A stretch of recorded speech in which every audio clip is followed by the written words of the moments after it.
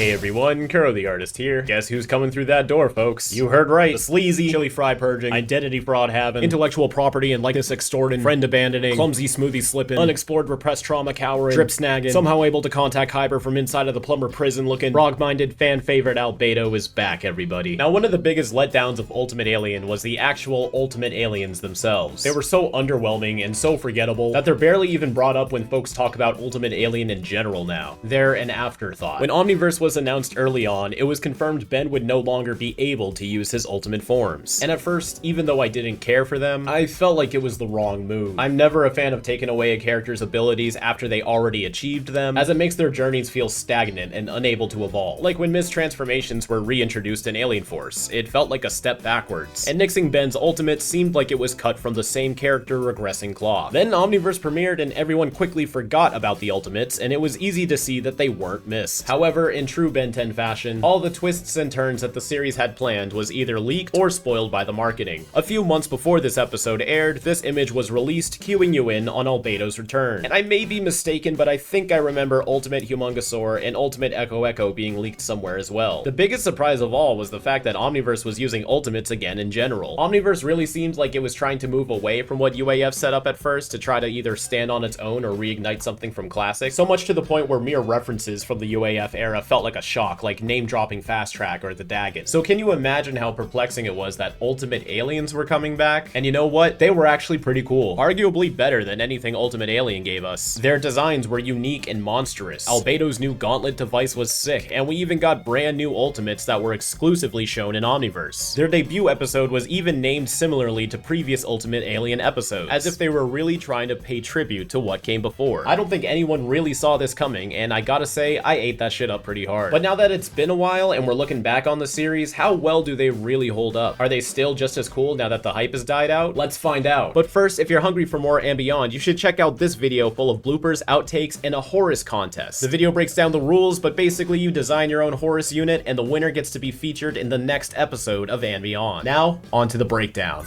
David McDermott pens another episode of Omniverse with the Ultimate Heist, which first premiered November 16th, 2013. Inspector 13 is now an independent contractor, and Ben and Rook are hot in pursuit to try to take down his illegal weapon trafficking operation. But unknown to anyone else, including Rook, Albedo and Ben switched places days before this mission, leaving Ben in prison while Albedo plans to achieve his ultimate power. So this looping background right here actually kind of looks like the one that they showed in Showdown Part 1 during the feedback flashback. And when I went to check, it's actually not the same background. So they recreated the same effect like twice, which is admirable, but they also probably could have gotten away with reusing the asset.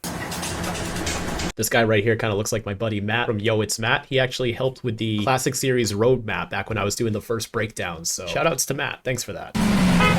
Pull over! He's a fake. Another instance where they draw the static effects with their own frames rather than just adding a filter. Move in closer. Spoiler alert, this is actually Albedo disguised as Ben. I feel like this scene slowly starts making it more obvious. It's a much more obvious twist than the whole bullfrag thing, but this is human form Ben, so his traits and differences are a lot more easier to spot versus him being in alien form. You do not intend to use an alien form? Few of them would fit inside the cabin of your vehicle anyway. Very true. Ben does have a habit of transforming into creatures before realizing if he can actually leave the environment he's in. See, they're doing a lot of this kind of stuff to try to make it seem like something's off about Ben. Like these are things he normally shouldn't be capable of, but Ben actually is pretty smart. Deuterion energy mine? You remember all that just from looking at it? Sure. If you got it right. I did. Of course, I was already suspicious when Simeon knew what the DN alien ear cleaner was. Oh well, how hard can it be?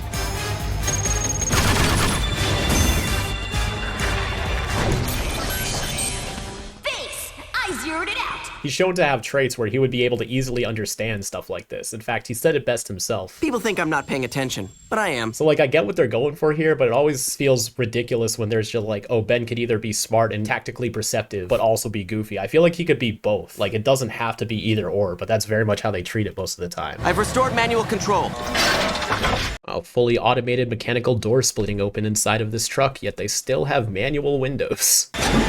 Unexpected interference designate. And the return of Inspector 13, last seen in his only episode of Ultimate Alien. He's one of those ones where I feel like it would have been okay if he didn't come back. Some antagonists I feel like only work in their respective introductory episodes, and the more you bring them back, it dampens their appeal. As for design, he kind of looks the same, just like with different proportions. I don't feel like I prefer either version of him, the UAF or the OV. They kind of serve the same purpose. The Techodons, I do like the spikes on the top of their head. I feel like that's pretty interesting for their designs, but generally I do think I like the UAF ones more. I just like the shapes and the patterns on them more, and they're a little bit beefier and hulkier. Benjamin Kirby Tennyson. Did he have a voice filter in UA? Deploy dermis excoriator and radio ulnar decoupler. Oh yeah, he did. And if you look here, you can slightly see that his skin tone is different. In Omniverse, Albedo and Ben have two different skin tones. And you can kind of notice it. Like, I feel like if anything, you could subconsciously see something's off with his appearance, slightly given away this isn't Ben. But generally, I feel like you could easily miss that. I think it took a bit of me seeing this episode the first time around before I realized, like, doesn't Ben look a little paler than normal? We're gonna fight Albedo, who's as red as a tomato, Ben 10. Automatic pilot. So if everything's voice command, then why does he have like this whole like physical setup over here? Kind of seems like he's setting up for his own downfall. I'm surprised to see a Techodon weapon master making his own deliveries. True, as a callback to when Kevin first brought them up in UA, how no one ever really has seen a Techodon weapon master. They never leave their home planet. No one knows how they operate. So Inspector 13, not only leaving the planet once, but also now making a reoccurring appearance stranded on Earth is very unorthodox for a Techodon weapon master. No longer Inspector 13 of the Techodon Empire, thanks to your meddling. So I guess he got fired then. And now he's trapped on Earth. So it gives him more grounds to be here. They're not just ignoring the whole Techodon weapon masters never leave their home planet. It's him specifically that left and I guess couldn't come back. What's interesting, if he's not Inspector 13 anymore, then what is his name? The wiki refers to him as Inspector 13 and Derek says that's literally his name. So I guess that like, despite his occupation, he's literally just named Inspector 13 and was also an inspector, which kind of makes sense too. Like, you know, Sabrina Carpenter isn't actually a carpenter. She's just named Carpenter. Trading in forbidden weapon technologies. Interesting. See, here you're starting to really pick up that this might not be Ben, just with his mannerisms. Deploy concussives. But more lasers, wow. Ben? See, also like that too, because Ben's always doing like crazy aerobics and martial arts. Like, this shouldn't be surprising. Guard robots. What did he say? Guard robots. Oh, he's saying guard robots. I thought he said god robots. Like, that's his version of what these Techodons are. Right here, like this looping background that's only shown for like a second. So much goes into that. They got the warped textures like matching the perspective of the car coming down the road. But if you look here, the outlines of the grass aren't warped. They're stood up and just change size. So we got a canvas of texture that is being warped as it pushes forward down the 3D plane. And then images upwards that only change scale but don't warp. Along with these connecting ropes too, just because of the logic of that, I feel like these ropes might be entirely CG. But like I said, this is a very similar shot and method to Showdown Part 1, but they did recreate it. And we don't really see this part of Bellwood either in Omniverse. This is very much UAF territory, like the outer skirts of the city. The Techodon looks very small in this shot right here. That's about the same size as Albedo Ben was earlier. Do they always have these kind of cannons here? I know in their debut in the Gauntlet, they just shot lasers out of their fingers. Oh, they do have this rocket thing, and they do have like that Emperor Zurg like triple blaster thing, but this giant cannon thing I think is new to the Omniverse design for them. See, that was ridiculously too easy though, just being crushed over by a car. These are supposed to be like indestructible assassin robots. Everything about them, like their whole purpose is their difficulty to destroy and their relentless ability to go for their target until termination. But here they're just getting run over by a truck and they're destroyed easily. These are probably like off-brand Techodons since 13 no longer has access to his home planet. That's pretty insane though, the grip strength to be hanging off of this truck after dodging a bullet, moving this fast. You may survive yet, Ben Tennyson. Now he's starting to sound like a typical Ben 10 villain. Are you alright? Focus, Ravana-Gander. Albedo's been playing this game how long and he doesn't know Rook's name? That's kind of disappointing to see though. One of the best things about Inspector 13 was just his visuals, like how he'd always have like these special weapons that would assemble in different ways and build upon themselves. Whereas here he's just pulling something out of his pocket and then shooting a laser.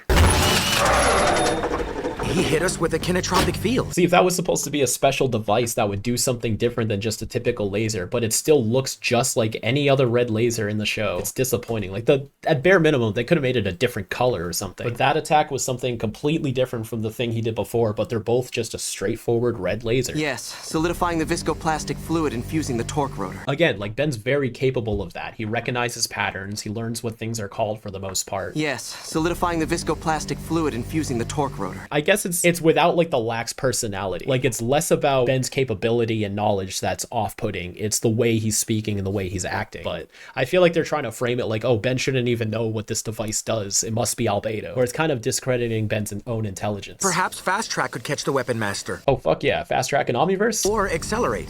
No. Yeah, fuck Accelerate. You were taking my advice and training to fight in your human form? So I guess his strategy is to try to appeal to Rook's desires, where something like that is very flattering for him. Ben apparently just taking Rook's advice. But no, this is definitely a scenario where his alien forms would come in handy. Like, if this was really Ben, he should just go accelerate and chase down the Weapon Master. This is not the time for the, oh, I shouldn't rely on my power sort of thing. Like, he's literally getting away. Use Accelerate.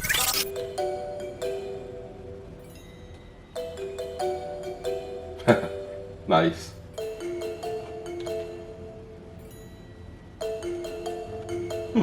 A faster computer would be nice.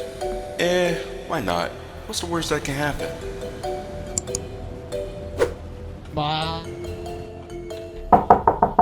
Oh, that was fast. Hello?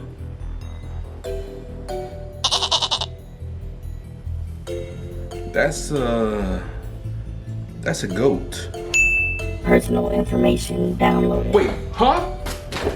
17 credit cards opened in your name. 17? Divorce filed with your wife. My wife? Bank account has been drained. My money? In conclusion, You are... Ha! Sounds like you've been browsing unprotected. Yeah! Jesus! Wait, who are you supposed to be? Oh, me? I'm you, but better. Safer, in fact, because I browse the internet using today's sponsor, Surfshark VPN. I don't think I need that. I just need to click on the ad again and get some more RAM. Shut up. With Surfshark VPN, you can get rid of those pesky targeted ads because they allow you to browse anonymously without keeping logs of your online activities. Even those sites? Especially those sites. Say no more, I'm sold. But wait, there's more. Surfshark allows you to watch geo-restricted content with a simple click and a refresh of the page so you can enjoy some of your favorite shows or discover new ones. All of that sounds amazing, but what do I do if I find out Surfshark just isn't for me? You won't. But if you do, Surfshark has a 30-day money-back guarantee so you can try it risk-free with no issues. Be sure to check out surfshark.com/thinktank for an additional 4 extra months at no additional cost to you. Now, let's get back to the breakdown. Your opinion means a lot to me. You're my partner. Yeah, now he's just flattering him for the sake of keeping up the disguise. This little rat thing, have we seen this rat thing before? His like little tentacle mouth and striped tail and stuff. Same with this guy right here too, on his Doc Ock arms hanging there. I'm used to like the usual pool of like 20 or so background characters, but I guess after a couple seasons they recognize that they're starting to become so frequent, they gotta start adding more background characters. Either that or I just never noticed these two ones before. But it's better than UAF where they would just use the same like 6 or 7 guys no matter where they were. Undertown is the only developed market for illegal off-world weapons in this hemisphere. This hemisphere? What's going on the other side of the Earth? A present for my great Aunt Peggy. Yeah, Rook didn't notice or care about that. Although Rook did study Ben and his history pretty frequently in the Plumber's Academy before teaming up with him. Does Ben even have an Aunt Peggy? She's not mentioned in the family section on the wiki, and you can't really find any more information around her, but I think it'd be a big slip up on Albedo's part to use a family member that doesn't exist as an excuse, especially with somebody who's allegedly very versed in Ben's history. But also the fact that Rook doesn't say anything about it, maybe he really does have like a great Aunt Peggy or something. Inspector 13's illegal weapons spread spectrum phase disruptor. It can liquefy any material, even inside of other solids. So it's weird to specify that, because if you were just going to say this can liquefy anything, it's not like a beam of energy can identify what's inside of something else. If you have like a vase or something and put it in a box and shoot it with a liquefier, it's just going to liquefy everything. You know, it's not going to matter. So when you emphasize like it can liquefy the contents of something when it's inside of something else, that's got me thinking like maybe it can specify. Like it could liquefy that base through the box without liquefying the box. I don't know, it just seems like a weird thing to point out. out if it was just gonna melt everything in its path? My cousin's birthday. Her birthday is in December. See, Rook's super on the ball with that. Not only does he know he's talking about Gwen, but he knows when her birthday is. So I would say like either he does have an Aunt Peggy or Rook really doesn't know what he's talking about. My other cousin. You don't know her. But Rook does accept that lie, so I guess not everything is covered by Plumber's records. We seek one of the many petty criminals, Bubblehead, or Sweet Eel Sparklefunk. So when I first heard that name, it really stuck out to me because I think Derek revealed one background character was called Sweet Eel Sparklefunk before this episode. And it's, to me, that was just like, oh, that's just a production name. Like, that's what they call this background character in order for them to identify and communicate with it. But it's not literally called that in the show. But here it's like, no, yeah, we just got a character called Sweet Eel Sparklefunk, and that's just normal. So I thought that was kind of amusing. Argent! Oh, please, Argent, for all you've done. This background character right here is voiced by Morgan Lofting, the voice of Festina, so we know she's gonna have some lines later. Or perhaps Argent. Yeah, I'm really starting to wonder if this is supposed to also fool the audience. With Bullfrag, at least, it felt like they were trying to pull off a twist. Like, there's potential where you might not know that's secretly Ben. Here, it's like at least out of universe to the viewers. They're not even trying to hide it. Like, this is obviously not Ben. But all the other characters, surprisingly, Rook is buying it. Mr. Argent! Mr. Argent! This character, Buzz, was shown all the way back in the pilot. Well, part 2 when they first went to Undertown. I see this giant way bad, and he's like a mile tall if he's 20 stories. He? So does that mean this way bad is actually a guy, or is Argent misgendering? You're gonna get canceled, buddy. Everybody's running scared. So this is following up from him being publicly recognized as a hero since he was caught on tape, taking down one of the Waybads during the invasion. So now he's just riding the high, trying to keep his reputation up as like a new like savior of Undertown or something. Honestly, it's a smart move for him. As much shit as I give Argent, I do think this is like a more interesting storyline to give him if you're gonna keep trying to like keep these kind of characters around. Ben! I've been hoping to run into you guys. God damn, he looks tall in this shot. What would I know about such despicable and highly illegal activities? So now he's trying to not be recognized as a criminal, at least through the public eye, in order to not jeopardize his reputation. This is the start of an arc that is kind of in the background that snowballs him into becoming president of the Earth, which is like, sure, why not? Step into my office. And he's got a location, he's got a sign and everything. He works fast. I guess Festina and Solid Plug work for him too now. What's he paying them?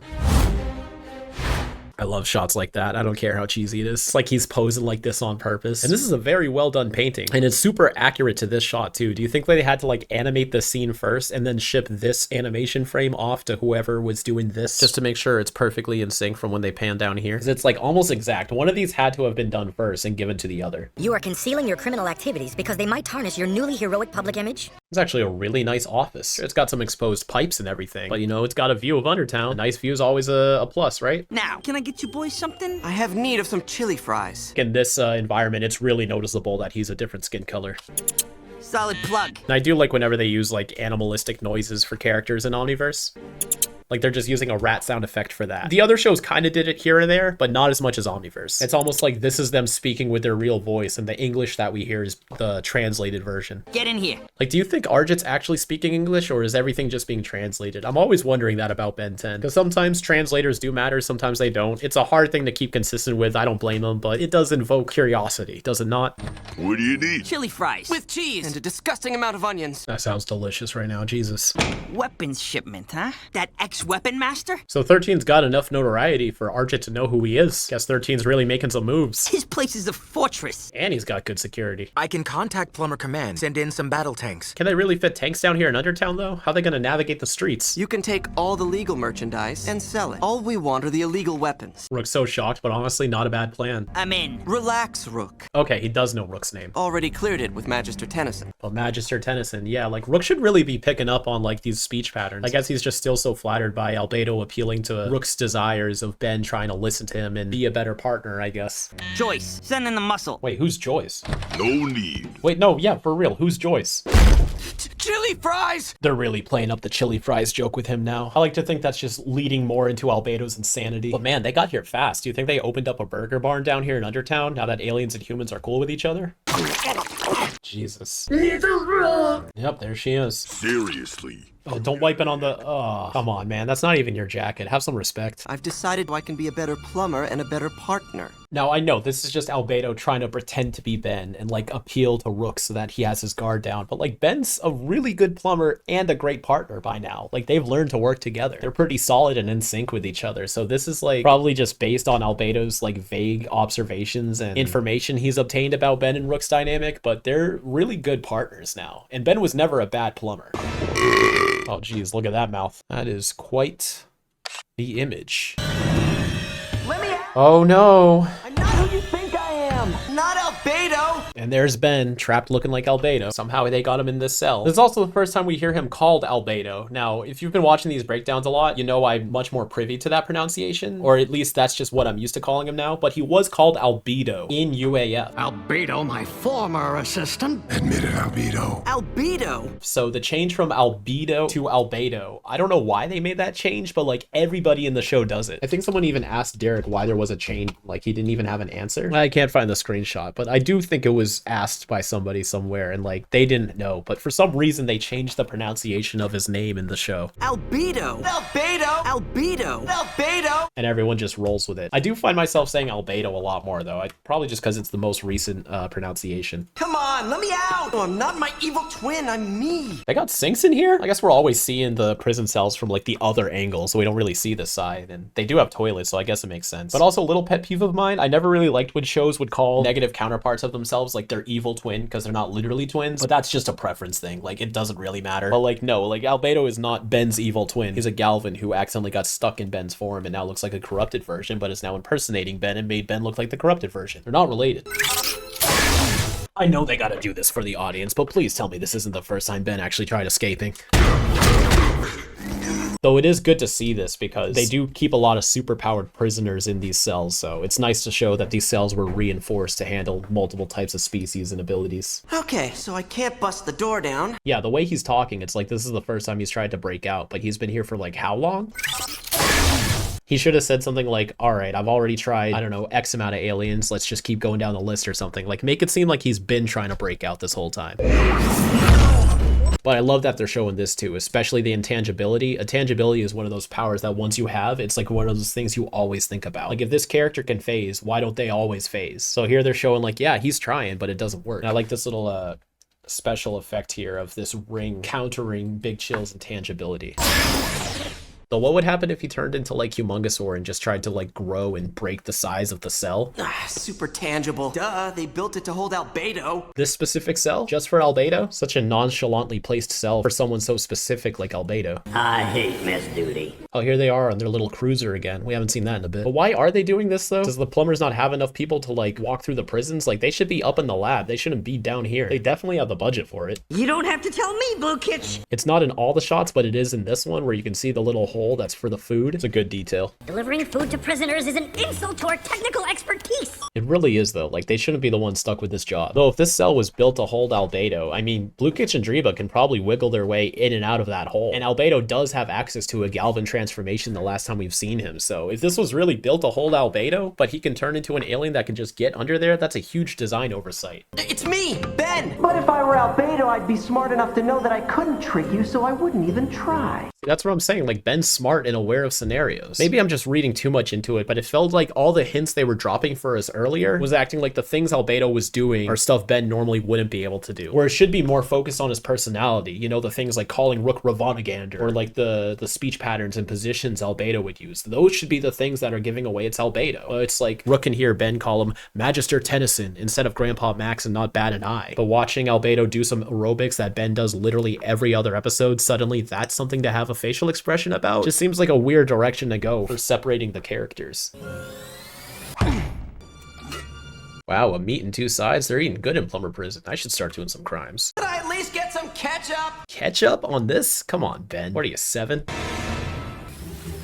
See, this opening looks gigantic. Like, they could really just get in and out of there. And I know that's what Ben does with Nanomech, but like, even so, this is a very terrible design for a prison system. There should be like a 2-door slot sort of thing, like a bank vault or something.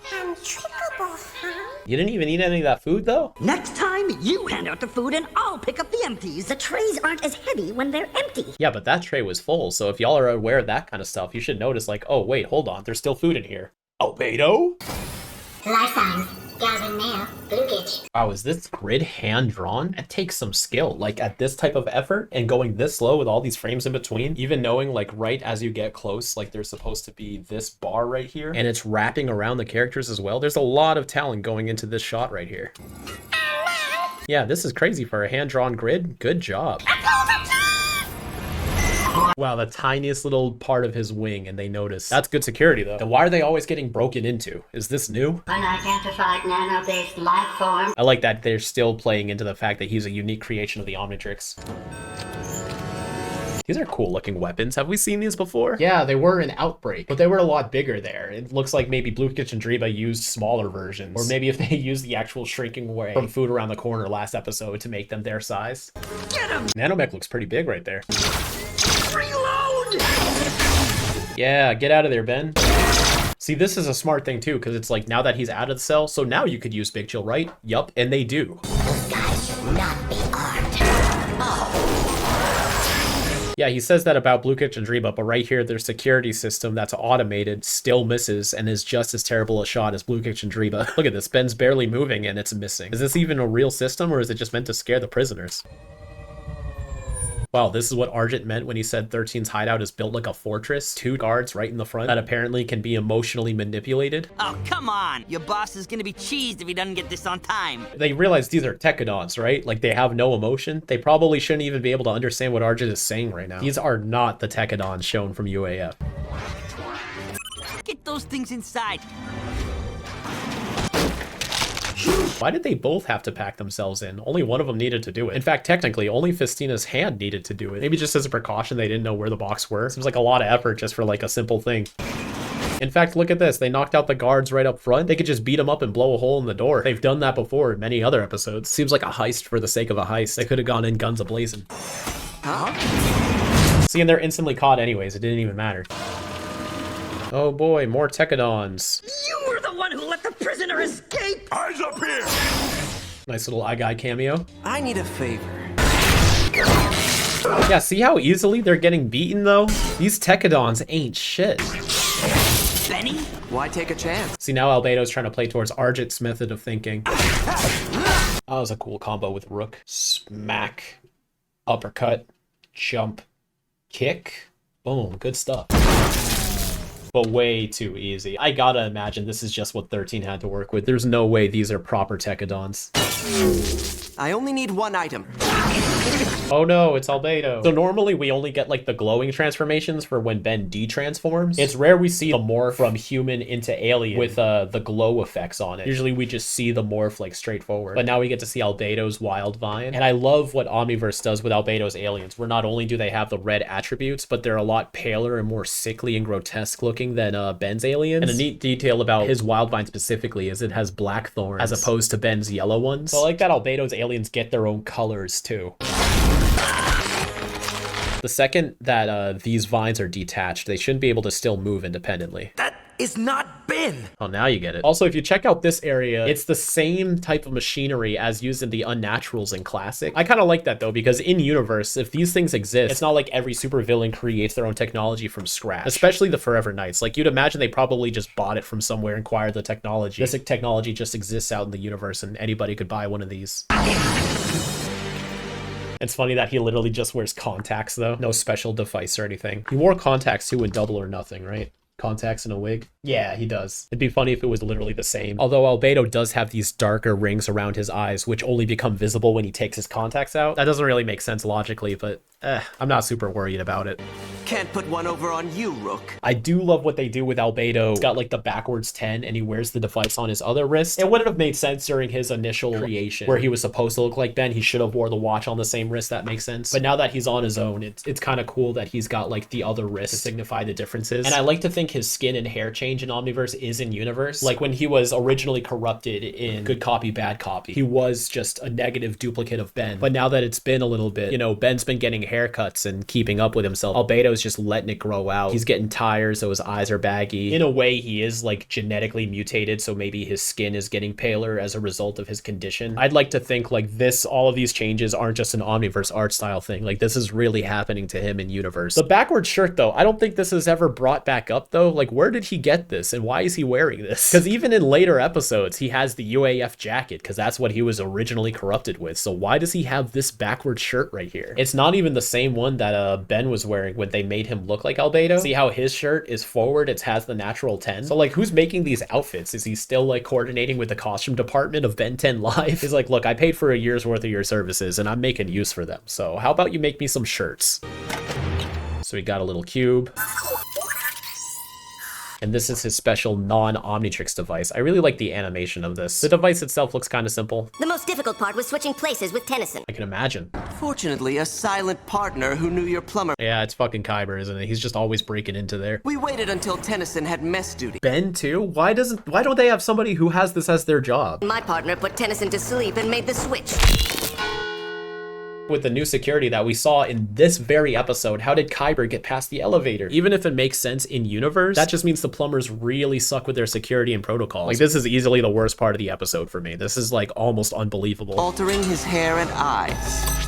So they have this device to alter Ben's hair and eyes, but Albedo still wears a wig and contacts. Maybe they only had the one, and Albedo gave it to Kyber. Albedo's like, don't worry, I still got my wig. Oh, but if you look right here, it does alter his shirt color too. So that's how we can explain the forward 10 shirt for Ben when he stuck his Albedo. But still, why is Albedo wearing a backwards Omniverse shirt? That still doesn't make any sense, unless he had that custom made. You wanted so badly to believe that the great Ben Tennyson would take your advice. So yeah, Albedo was more focused on appealing to the people he was trying to fool. I do think he was slipping a little bit. It's really surprising that nobody caught on. In case you're completely dense, this isn't an Omnitrix either. Okay, Albedo doesn't need to explain any of this though. He could just take the win. Albedo is a bit of a show off. It's all about the glory. So it is true to his character, but it's still like a dumb decision. This is where Albedo falls. He's so obsessed with attention and glory. That's his biggest fault. It's something to stabilize my transformations. Which ties into where we last left off with him, where all the DNA was just like embedded into his genetic structure. He doesn't need a device to transform anymore. He does it all mentally through his own body. He's kind of like a living Omnitrix in a way. A polymorphic crystal to drive a phase disruptor. Now, when they say polymorphic crystal, do they actually mean like Goop's species polymorphic crystal? You knew? Now he's transforming with a flash. They always give me away. No, I do like that they keep up the mirrored look for his aliens too. You'll notice that Albedo's Humongousaur sash is opposite from Ben's Humongousaur sash. But given that he's very tied to the UA version of Ben's transformation arsenals, it would have been nice if visually Albedo's aliens still looked like their UAF counterparts. And we do know that stuff like the sash and the pants is like an in-universe change when Ben got the Omniverse Omnitrix specifically. It's not just an art style thing. We know that because we saw a flashback of UAF Big Chill, and he didn't have the uniform and had a different Omnitrix placement than Omniverse Big Chill. So all of this stuff is based on device, not just based on the series. So it would have been a nice touch if all of Albedo's aliens still looked like UAF aliens, especially because Albedo is no longer synchronized to Ben's device. He's just limited to where it was last synchronized. Multi-disposal. There we go. That's something. Oh, but it's a red laser again. Woo! Everything does the same fucking thing. Oh, he's got a bunch of these made. One punch and they explode. Shit, I would have fired 13 too. He can't make Tekadons for shit anymore. Another great push through the smoke animation, even with the wings. Not Weapon Master. It seems you don't make them like you used to. Ah, it is canon. So these Tekadons really do just suck.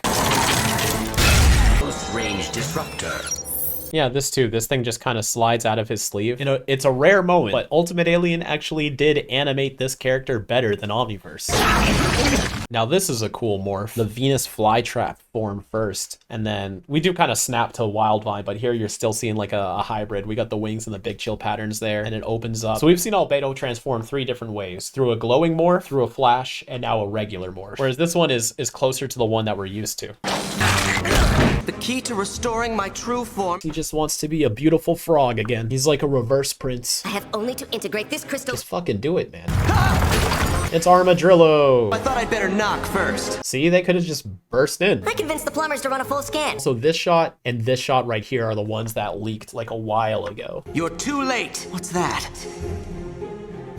You motherfucker! Either one of you, just use accelerate or fast track and you're good. Or that.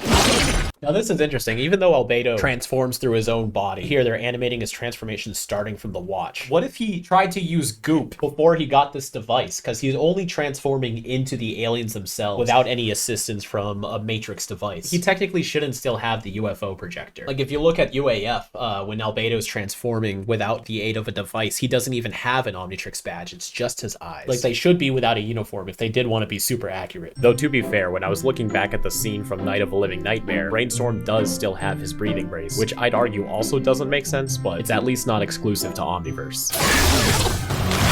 Interesting to use water hazard. He's trying to like diffuse goop.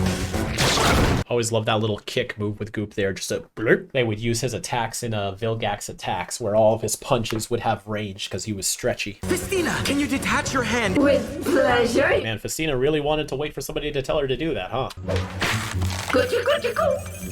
Rook low-key loves that. He's more feline than he likes to admit. I always loved this morph too, where like the goop reforms back into human Albedo. Oh, a sucking power. Have we seen him do this before where he's like acting like a vacuum? Man, that crowbar's getting a lot of use. So this is a little disappointing right here for two reasons. One, as great as Omniverse are at their morph animations, this one's kind of quick and simple and careless. It's like blop, and two, he's wearing it backwards in this scene, and this is literally the first time you ever see the Omniverse Ultimatrix. I'm pretty sure they get it right in all the other appearances, maybe even all the other shots, but here it was indeed put on backwards. A mistake even the reboot will pull off later in Alien Extinction. Something about the Ultimatrix, I don't know. I do like the design of the Omniverse Ultimatrix. I think putting it on the hand is an interesting angle for it, but I'm still privy to the gauntlet look for it. No way. I do think these shots were kind of out of order though, or at least not properly composed. Because Ben looks super shocked. I'll get to the ultimate Humongosaur in a second. When Albedo just uses regular Humongosaur, like he wasn't just fighting Albedo using all of his other aliens, like nothing. Before anything even happens, he's literally just staring at Albedo. Then Albedo uses Humongosaur and Ben goes, no way. Then he turns ultimate Humongosaur. It just seems like a weird sequence of events. Like this shouldn't warrant Ben's reaction. This reaction should either happen during the transformation or right afterwards. But yeah, look at that. Our first Omniverse Ultimate Alien. I said our first Omniverse Ultimate Alien. Come on, has it really been that long? Come on. There we go. Jesus. And at least for Ultimates, I did like the idea of the energy ring growing over their body. I felt like that was a really cool visual to separate the Ultimate transformations from regular transformations. In Omniverse, they just have the morph, which is very similar to their regular transformations. And it looks good, but I missed the energy ring. An ultimate that's a saurian. This must be super confusing for the people who only watched Omniverse. I can change into ultimate aliens. Okay, now obviously, Ultimate Humongosaur looks a billion times better than UA's Ultimate Humongosaur. That's just borderline a fact. And I like how he does look very like artificial and mechanically grown. The Omnitrix style is slightly to the right. He looks like a pain to animate though, but he shows up frequently. Almost every time Albedo's here from this point forward, he uses Ultimate Humongosaur. So props to the animators for putting up with this design, but it's super worth it. The head alone is really cool. Though those missiles are hella weak here too, though. Remember how he was like blowing up the whole environment? Here the missiles aren't doing anything. These are very weak and disappointing missiles. Maybe I don't need to. There's a lot of doubles in here. Albedo used Humongosaur twice. Ben used Zygai twice. Albedo also used Wildvine twice. Forearms is going to be used twice. Really doubling up on transformations here. And Igai shooting fire now. Is this the first time we see him shoot fire? We've seen electricity, plasma, and ice before. I'm not sure if we've seen fire yet. Oh, and quick thing, you'll notice that Ultimate Humongosaur's missiles have like a special look to them. In Ultimate Alien, they just look like regular bullet shells. Going Ultimate to Ultimate is a big no-no for me. Now, controversial opinion, I actually don't care for Ultimate Echo in Omniverse. I think he looks a bit too janky, a little bit too complicated. I'm not a big fan of these wires. I liked the very sleek, high-tech rendered looking Echo in Ultimate Alien. But I do think the discs coming out also having his faces is kind of a funny touch. It like allows him to clone himself without breaking the rule that like Ultimate Echo can't clone. Although this was also very disappointing. For one, you don't even see any sound waves at all. There's no visual effect here. And for two, this is barely doing anything for Igai, when this is the move that almost killed Ultimate Kevin. Sonic.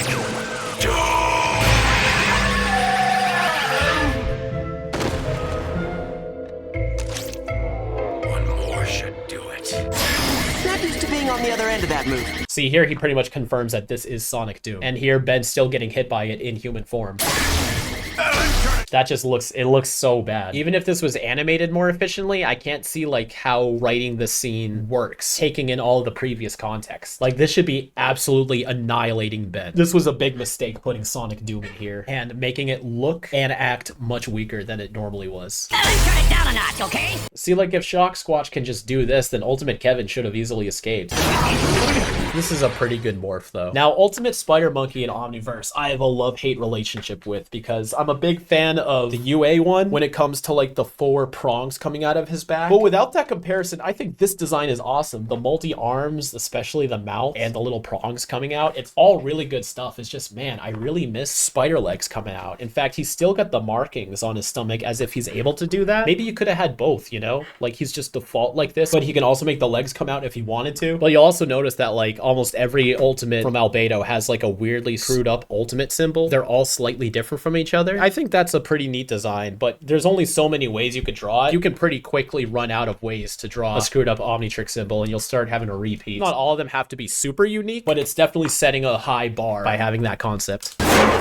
But wow, 3 ultimates right off the bat in here. Like regardless of how they're portrayed, that's still really ambitious. The designs are great. The concept of having 3 ultimates showing up is great. I just really think they dropped the ball with Ultimate Echo. And Ultimate Humongousaur isn't that great. He shows up, shoots some missiles, the missiles do jack shit, and then he gives up. Ultimate Spider Monkey is the only one that's really doing some shit here. Also, why did Albedo stop? This was super effective. He's like squeezing up on Ben right here, but then Ben transforms back and Albedo lets him go. What are you doing, dude? I could tear you away from this new Omnitrix. Spider Monkey is voiced by Paul Eiding. Isn't that interesting? If you listen real closely, you could hear it. I could tear you away from this new Omnitrix. Because it's also a similar voice that he does for iGuy. Guys, hey! Eyes up here! I love that Paul's getting a chance to experiment a little more in playing different roles outside of Grandpa Max. It'd be really cool if somebody else gave him the opportunity to do that again, huh? Now, I do think it's kind of a slick move where Ben backhands Albedo to get him to forcibly push down the dial and transform. But, you know, I gotta get all Kuro about it. How is this man activating the Omnitrix without even touching it? He's just using his mind right here. They don't even bother to give an explanation. And also, why is he strong enough to break Ultimate Spider Monkey's grip to do it? Come on. Y'all be taking this rule of cool shit way too seriously sometimes. This is ridiculous. 4 arms stronger than an Ultimate Arachnid Chimp confirmed. Now Albedo should uppercut him with his remaining 2 arms, because usually 4 arms gets the upper hand by having 2 more limbs than the other opponent, 4 against 2. Now Albedo's got it with 6 against 4. Or just not, just hold on to him evenly, I guess.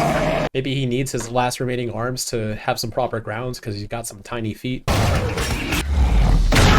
Yo, Argit is fucking OP. He took down an Ultimate Arachnid Chimp. He took down a Waybat. He almost took down the entire trio in Alien Force. Why does he have to be such a friggin' jackass, though? He'd be so useful.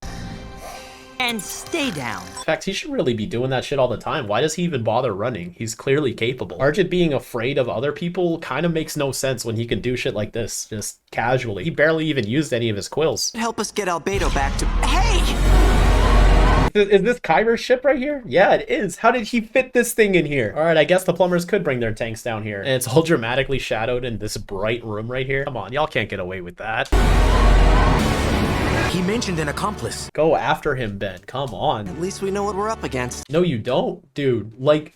Jet Ray, Astrodactyl, Big Chill, somebody. Fellow citizens! Alright, fuck it, I guess. You know, he can just leave. And Argit's soaking up the glory. Good job, buddy. Now she wants to do transgender operations on illegal aliens that are in prison. He is very good at this. Scary good. I wonder how long they've had the Argit becomes president of Earth joke planned. Like, if they had it planned this far back, that's genius. Why do they bother shading Kyber like, oh, who's this? That quill venom was most unpleasant. Quill venom. So there's an official term for the juices inside of Argit's quills. Is that on the wiki? Yeah, it is. Nice job, folks. See, now he's in his original clothes. And of course, it is mirrored. I love that detail. This makes sense. But him having a backwards Omniverse t-shirt, it just makes no sense to me. But Albedo in the UAF jacket in the Omniverse art style is my favorite Albedo design. He looks great here. I have what I need. Oh, interesting. So he raises the dial right here in order to transform. Look at that. Although he raises his arm and the dial pops up, but he raises his other arm as if he's gonna smack it down. But no. I can assume my ultimate form. Another very like disappointing dramatic transformation. Like this should visually be a big deal, but it's just like a nonchalant one shot like, oh, whoop, now he's ultimate gray matter. And it's like, all right, kind of killing the mood there. Also, not a fan of this design. It's just a MODOK parody. I wish they did something a little more unique with it. Ultimate Albedo. Why are you shouting your name out? Even Azimuth himself will bow down. I like how all three of his eyes blink. That's a good touch. But also like, yeah, what if he tried to become this transformation without the aid of the device? I know he needs the device to go ultimate, but let's say without it. Like who's supplying this technology right here? Whoa, is that Kyber?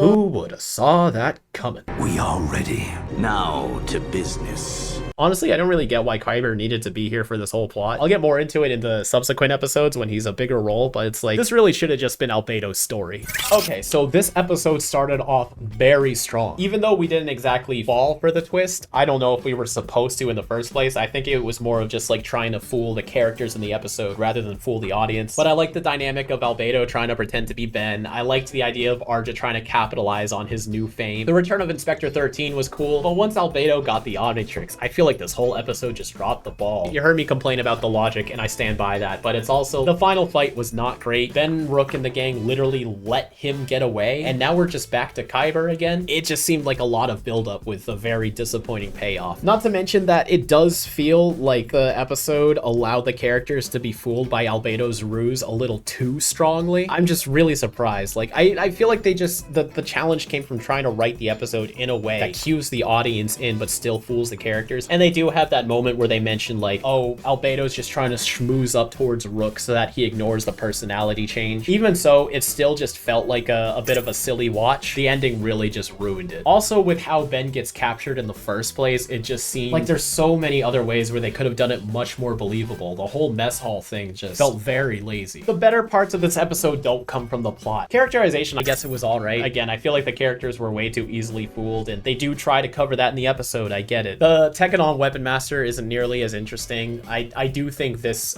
second appearance does take away from his first episode, in which he was very interesting. He does feel like a much weaker character here in the way he acts and the way he's executed. And Festina and Solid Plug, I mean, they're there. I'll give them that. Visuals, I'll give it a 4. This is where the episode's strengths are coming from. Albedo is back, and he has a lot of cool visuals to him. But that ending fight scene, it just didn't do it for me. In fact, there was a lot of instances in this episode where it felt like the animation just didn't live up to Omniverse's standards. It felt like the weaker end of the animation pool. It still got some great points for its design. I like that we saw Arjit's office. The opening, the animation did look great, but yeah, those things that should be strong visual cues. Albedo creating the Ultimatrix, Albedo going ultimate Humongosaur, Albedo using ultimate gray matter, something we've never seen before. It's just all of the visuals drop the ball. And then trying to shadow Kyber just looks freaking ridiculous. Importance, 5. Albedo arc, season 4, done. And entertaining, I will give it a 5. I'm glad that we have the first couple of categories in this analysis to really break into the weaker parts of the episode. But in an entertainment factor, I don't think it takes away from any of that. This episode definitely wins you over, just with the fact Albedo is there, and they do a lot of cool stuff with it. I do think the stuff they did could have been stronger, but in your first watch through, you're just sucked in. A very solid score. Let's move on to the final thoughts. So I was thinking about 13's line here. This entity is no longer Inspector 13 of the Tekkadan Empire, thanks to your meddling. And if you think about it, Albedo can easily relate to that. They both had their lives disrupted by Ben Tennyson, have a knack and love for advanced technology, and now operate independently. I feel like it would have been much cooler if Albedo teamed up with 13 rather than Kyber, as they have a lot more similarities, and I'm kinda tired of Kyber for now. Having 13 on board would be much more interesting than Kyber, especially in the upcoming episode of this arc, but more on that later. It's also been confirmed that Albedo was impersonating Ben for days. Can't put one over on you, Rook. At least not for more than a few days. So it's strange to see Ben only trying to break out now. What has he been up to for the first few days? It really took him this long to figure out he can squeeze through the hole? Maybe he really isn't as smart as I gave him credit for. On a smaller note, I think Albedo was wearing Ben's hoodie in his disguise to hide the fact he was wearing his watch on the wrong wrist. Just a little theory. Also, if Spider Monkey's webs are allegedly strong as steel cables, and an evolved Spider Monkey's webs should obviously be much, much stronger, then Four Arms casually spitting getting them off of his mouth is a pretty crazy feat, right? For the last breakdown, I asked if any of y'all were fooled by Bullfrag's twist, and it seems like about 20% of you were with me where they were fooled entirely, while everyone else basically caught on in some way, shape, or form. I still think whether or not you saw it coming, it's still an effective plot point, and I very much enjoyed that episode. For this breakdown, I was struggling on how I wanted to phrase this poll, so I decided I'm just gonna have 4 of them. Over the next few days, I'm gonna be asking which ultimate design you like better from the aliens shown in this episode, and I'll probably keep that up with each new ultimate alien design shown from this point forward. Let me know what you think in the community tab when this video goes live. I hope you all have a fantastic weekend. And as always, keep it fizzy. Big thanks to Andrew Analik and Elizabeth Susan for supporting the channel in the ink cartridge tier. We really appreciate your contributions to developing more ink tank projects. Thanks for being a part of our community.